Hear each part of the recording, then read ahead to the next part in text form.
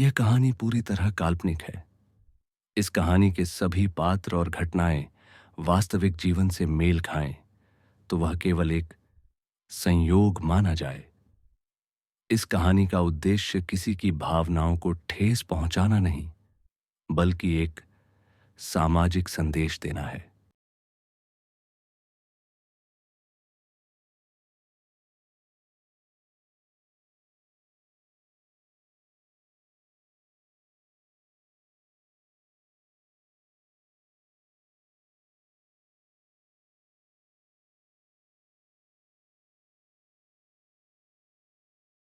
तो चलिए हम अब कहानी शुरू करते हैं।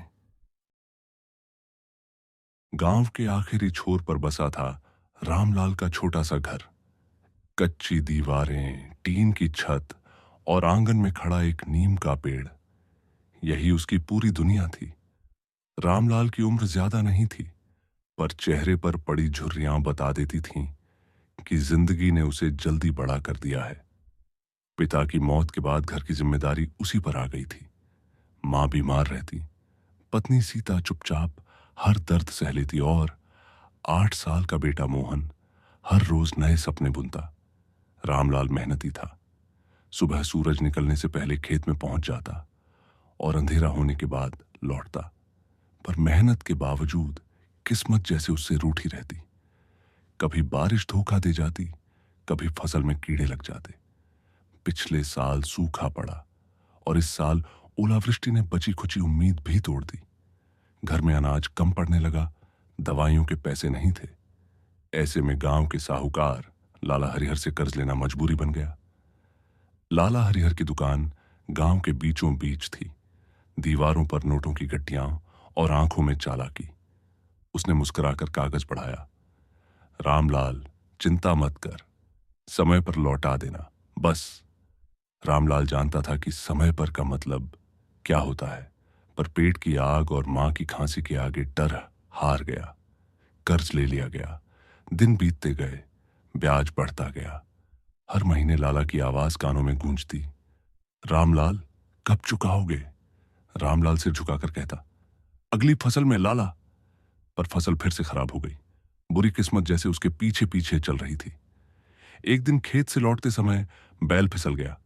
हल टूटा और बैल भी घायल हो गया। रामलाल ने आसमान की ओर देखा। हे भगवान, और कितना? सीता सब देखती, सब समझती थी। रात को दिया बुझाते समय वह धीरे से बोली, हिम्मत मत हारो, मोहन के लिए हमें मजबूत रहना होगा। रामलाल ने कुछ नहीं कहा, बस खामोशी में उम्मीद को टटोलता रहा। उसी रात मोहन ने स्कूल की कॉपी दिखाते हुए कहा, बाबा, मास्टर जी ने कहा है कि मैं अच्छा पढ़ता हूं, मैं बड़ा होकर इंजीनियर बनूंगा। उस मासूम आवाज में एक उजली सुबह छुपी थी। रामलाल की आंखें भर आईं। उसे लगा शायद यही है उसकी असली पूंजी, उम्मीद। अगले दिन लाला हरिहर ने सख्ती दिखाई। अब और समय नहीं, जमीन गिरवी रखनी पड़ेगी। रामलाल के पैरों तले जमीन खिसक गई। वही जमीन जो उसके पिता की निशानी थी, वही जमीन जो उसके बच्चों का भविष्य थी। वह घर लौटा तो मां ने उसका चेहरा देखकर सब समझ लिया। कांपती आवाज में बोली, बेटा, जमीन मत देना, भूखे रह लेंगे, पर जमीन नहीं। रामलाल के भीतर कुछ टूट गया। रात भर नींद नहीं आई। नीम के पेड़ के नीचे बैठा वह अपने जीवन की किताब पलटता रहा। मेहनत, असफलता, कर्ज और डर। तभी दूर से ट्रेन की सीटी सुनाई दी। मन में एक अजीब सा विचार आया, भाग जाने का। पर उसी पल मोहन की हंसी और सीता की आंखें याद आ गईं। वह जानता था, भागना समाधान नहीं। अगले हफ्ते गांव में सरकारी शिविर लगा। किसान सहायता योजना के बारे में बताया जा रहा था। पहले तो रामलाल ने सोचा, ये सब कागजी बातें हैं, पर फिर मोहन का चेहरा याद आया। वह शिविर में गया। अफसर ने उसकी फाइल देखी, नुकसान का सर्वे हुआ और पहली बार किसी ने उसकी बात ध्यान से सुनी। उसे राहत राशि और बिना ब्याज के बीज देने का वादा मिला। यह कोई चमत्कार नहीं था, पर अंधेरे में जलता छोटा सा दीपक जरूर था। रामलाल ने तय किया कि वह हार नहीं मानेगा। उसने खेत में नई तकनीक अपनाई, पानी बचाने के तरीके सीखे और गांव के 2 और किसानों के साथ मिलकर काम किया। मेहनत फिर शुरू हुई, पर इस बार दिल में डर के साथ साथ विश्वास भी था। मौसम ने इस बार साथ दिया। फसल ठीक ठाक हुई, बहुत बड़ी नहीं, पर इतनी कि घर चल सके और कुछ कर्ज उतर जाए। लाला हरिहर के पास जब वह पहली किश्त लेकर गया तो लाला ने तिरछी नजर से देखा। बस इतना? रामलाल ने शांति से कहा। हां, पर यह शुरुआत है। उसकी आवाज में पहली बार मजबूती थी। बुरी किस्मत पूरी तरह नहीं गई थी, पर उसने अब राज करना छोड़ दिया था। समय के साथ मोहन की पढ़ाई चलती रही। सीता ने सिलाई का काम शुरू किया। मां की तबीयत में भी सुधार आया। जिंदगी अभी आसान नहीं थी, कर्ज बाकी था, मुश्किलें थीं, पर अब घर में हंसी लौटने लगी थी।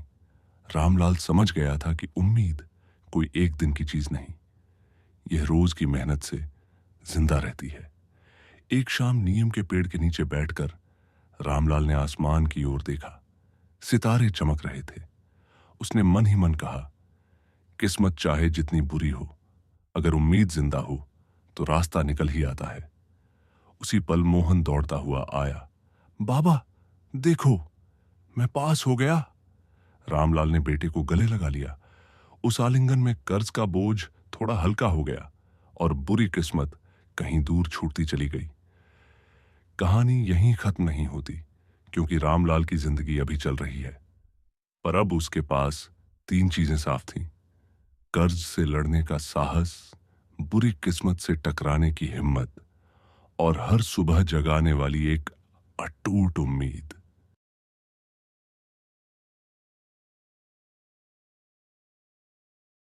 यही थी आज की कहानी। अगर आपको ये कहानी पसंद आई तो चैनल को सब्सक्राइब कर दें और बेल आइकन दबाना ना भूलें, ताकि हमारी अगली कहानी भी आपके पास पहुंचे।